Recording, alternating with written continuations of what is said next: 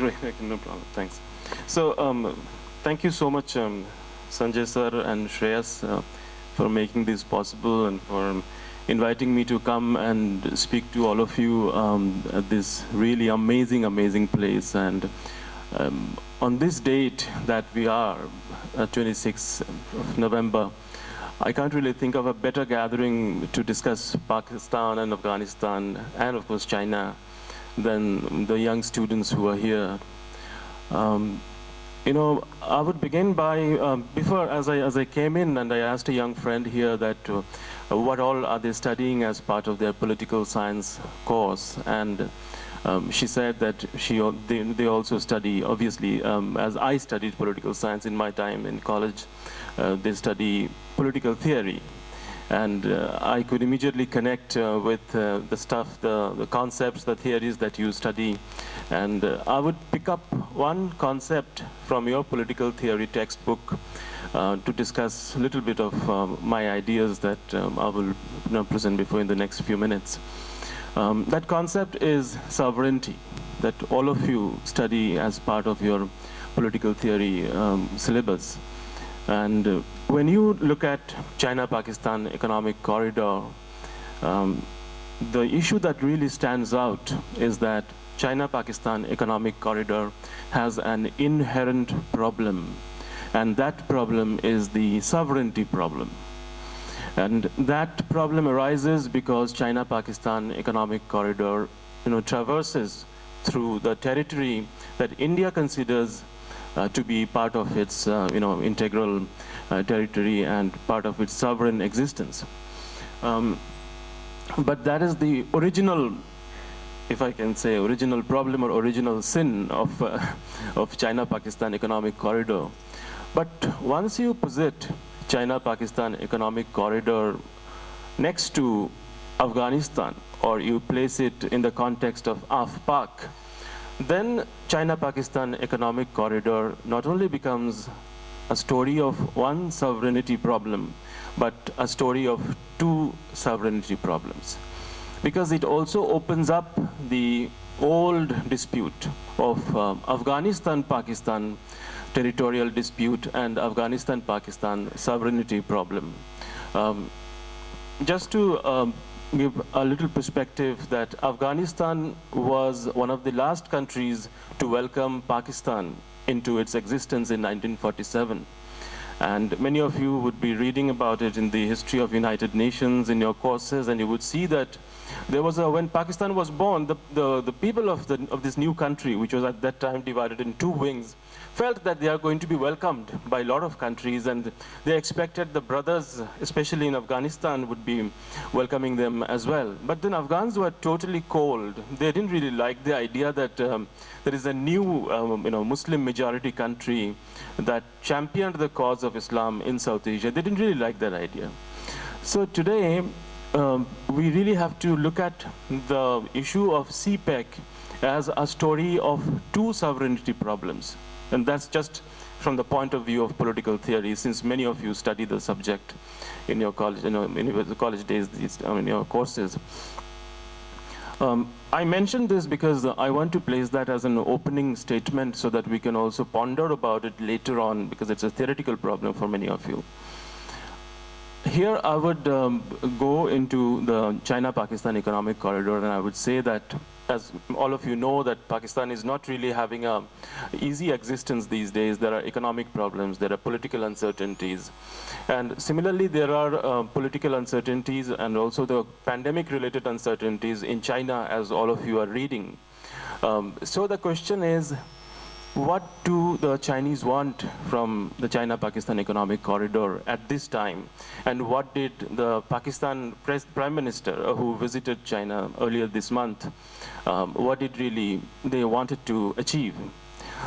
I would really go back in time and bank on, sort of fish out some of the experience that I had in Pakistan while traveling there. And I would tell you to really look at the issue from the Pakistan point of view for once. When I visited Pakistan for the first time, I went to the bookshops of Pakistan, because books are something that shape the minds of students, policymakers, and general public. And what I wanted to understand is, how do the Pakistani policymakers think? How do the Pakistani bureaucrats think? The previous speaker, Mr. Verma, he spoke about how competitive exams are conducted in India and how competitive exams, many of you perhaps would be ending up writing those exams and getting into civil services. In Pakistan also they have civil services that are quite strong, and many of the founding fathers of Pakistan bureaucracy were actually serving in Indian civil service who went off to Pakistan, and they created that civil service there. When you see the Pakistan textbooks, they question, the thing that really stands out is that they question everything that you consider to be, important, holy, and unquestionable, and infallible. Your heroes are questioned in Pakistani textbooks, whether it's Gandhi, Nehru, Abul Kalam Azad, or Sarojini Naidu, or Swami Vivekananda. All these people are questioned.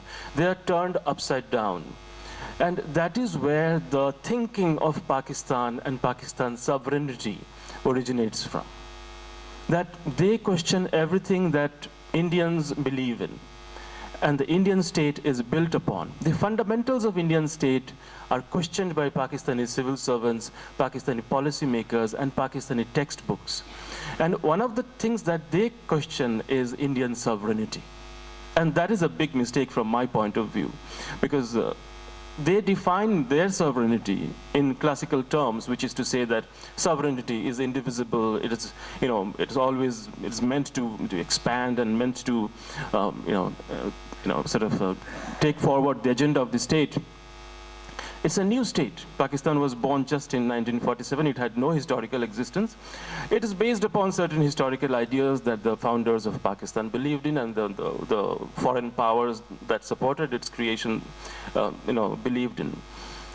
Pakistani state believes in indivisible sovereignty, and that is where they made the mistake, that they created or joined CPEC with the belief that whatever they believe, they do in their belief in extreme form of sovereignty would be correct. And that is where the main problem with India came in. And with that idea, that taking forward that idea, they have gone ahead and now gone for what is now known as revitalization of CPEC. And that is what Shehbaz Sharif has done. He has gone to China and got the promise for a new revitalized China-Pakistan economic corridor. And Mr. Padmanabhaiya, sir, he also mentioned about the health corridor. In fact, what happened during this visit of the Prime Minister of Pakistan was not just one corridor, but 3 corridors that the Chinese have promised. One is the digital corridor, the other is the health corridor, and the third is, the most importantly from my point of view, the agriculture corridor of Pakistan. Now, from whatever you all are reading and I'm reading, is that China is in a bad shape because of the COVID situation, because of the extreme zero COVID policy that they are following. But in the last few years, there have been certain developments inside China that are really noteworthy for anybody who would like to understand what are these 3 corridors all about. And one of the things that the Chinese have done in the last 4 years is that they have taken forward their, it's a little complicated in the sense that we can't really go into the details of it. But if you look at political economy and other such concepts, you will find agrochemical industry. China is right now, despite all the problems that it is facing, it is the biggest agrochemical power in the world. It is almost as big as the United States.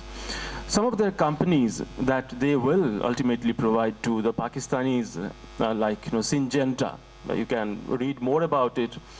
These companies are like massive, gigantic storehouse of agriculture science, agriculture products, seeds, fertilizers, automated agriculture. Now, Pakistan over the last 10 years has lost out because of its record in terrorism. On the digital superhighway that countries like India have been part of, like Digital India campaign and many other such campaigns. But Pakistan has not been able to participate in such global campaign on digital infrastructure because of its record as a terror sponsor state. But today, the Chinese have promised that to the Pakistani economy, that Pakistanis will be able to access the information superhighway of digital technology. They can get into digitally driven agriculture, which is known as big ag. Sounds a little boring, but then it's really amazing how much digital infrastructure can do to your daily agricultural requirements. So Pakistan will access those things in that CPEC revitalization project in a new form. When CPEC was launched, I doubt if too many people really thought about that CPEC would one day become an agriculture superhighway, and that CPEC would become one day a health superhighway, because it's everything riding on digitally driven initiatives. And one more thing that really comes to my mind is that why the Chinese are doing it now is because in the last 4 years, Chinese have lost on a great deal of things. But they have been observing what they have been losing. And one of the things that they have observed is the quadrilateral. That have been talking about supply chain continuity. Supply chain in the sense, whether it's health, agriculture, logistics and trade, manufacturing, all those continuity are being supported by the language that is coming from Quad countries like India. So China obviously is giving the hint to the world that it wants that continuity to be counterbalanced by the Chinese model. In the 20th Party Congress, they have talked about the Chinese-style modernization. So Chinese-style modernization in partnership with their trusted friends through one of the biggest projects of BRI, that is the CPEC project, they would like to show to the whole world that this is what they can deliver. So therefore, it's a massive, prestige project that Xi Jinping has promised to the Pakistani Prime Minister. And they have decided to do so at a time which actually raises more questions than it really did over before, because now you have the Taliban in power. This is the new, I'm coming back to my opening statement where it all really circles back to where we began, which is that the sovereignty problem. That Taliban came to power, as we all know, through a military takeover last August 16, 2021, August 16. But then it's Taliban, but it's also Pashtun. It's also Afghan. And if you look at the Taliban statements, Taliban has said that they would love the China-Pakistan economic corridor to join Afghanistan. But they have not promised that they will forget the territorial dispute between Pakistan and Afghanistan. The problem of Durand Line is also sacred to the Taliban.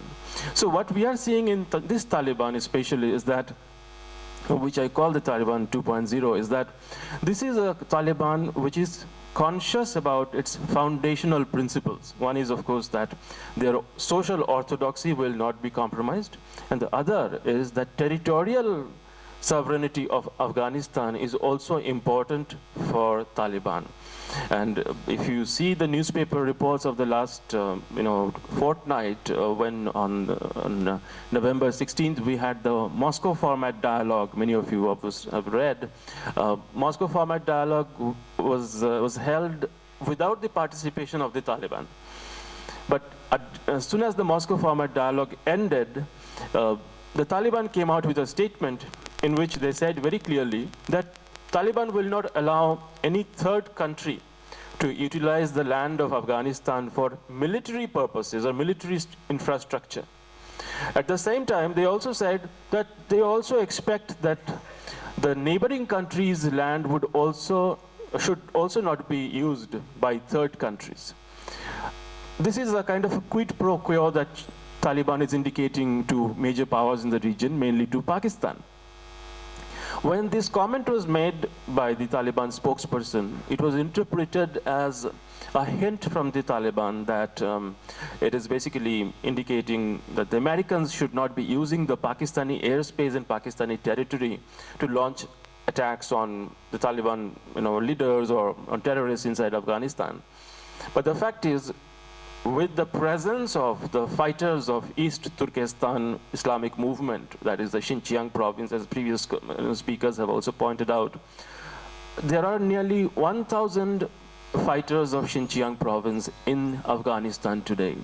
They are located very close to the China border, Badakhshan province, which is and also connected to Xinjiang through the Bakhan corridor.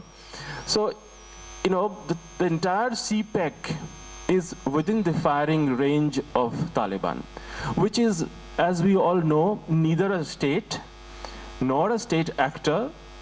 It is both conventional. It wants to be a conventional power because it wants to be recognized as a member of the United Nations.